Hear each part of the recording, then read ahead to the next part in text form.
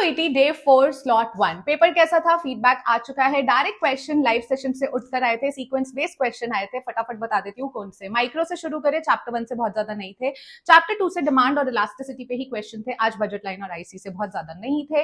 Elasticity से भी expenditure method पे था। प्राइस की वैल्यू दी थी, कितना चेंज हुआ है, टोटल रेवेन्यू की वैल्यू दी थी, कितना चेंज हुआ है, टोटल एक्सपेंडिचर, एंड आपको बताना था इलास्टिसिटी कैलकुलेट करके कि कितनी है। इसके साथ साथ डिमांड पे क्वेश्चन था, सब्स्टिट्यूशन गुड्स कौन से होंगे, इस तरह के इजी क्वेश्चन।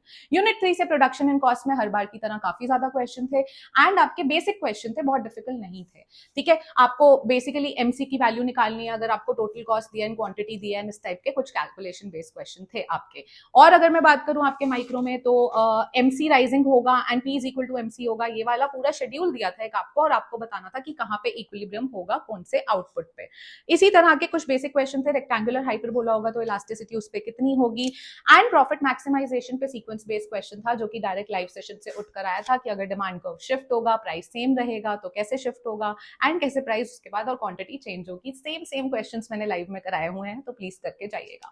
मैक्रो में चैप्टर 1 से कुछ नहीं था। नेशनल इनकम से भी बहुत बेसिक क्वेश्चंस थे। आइडेंटिटी पे था, नेशनल डिस्पोजेबल इनकम पे कैलकुलेशन बेस्ड क्वेश्चन था, वैल्यू एडेड मेथड पे एक स्टेटमेंट थी, मैच द कॉलम में, एंड एक्सपेंडिचर मेथड पे कैलकुलेशन क्वेश्चन था। मनी एंड बैंकिंग से बहुत सारे क्वेश्चन नहीं थे, और जो थे वो बहुत ईजी थे। एडीएस से वही क्वेश्चन थे, MPC, MPS, match the column, multiplier पे क्वेश्चन था। क्वेश्चन थोड़े इनडायरेक्ट थे तो आपको समझना पड़ेगा, लेकिन अगर आप समझ गए तो फिर वो इजी थे, बट जो इनडायरेक्ट में फंस गया उसके लिए डिफिकल्ट हो जाते थे।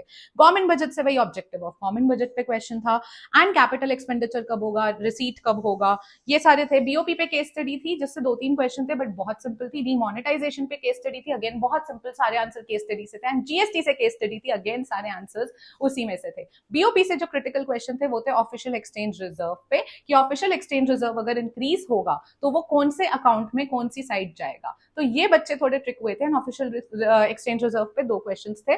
सो यही टाइप के क्वेश्चन आप प्रैक्टिस करो। डिटेल लिस्ट मैंने कैप्शन में मेंशन कर दी, तो अगर डिटेल में जानना है आज क्या क्या है, ये सारी लिस्ट आपको चाहिए, तो ये सारी लिस्ट आपको मिल जाएगी कैप्शन में। फटाफट से कैप्शन चेक कर लो, मुझे फॉलो कर लो इंस्टाग्राम पे, ऐसी अपडेट्स लाती रहूंगी। All the best.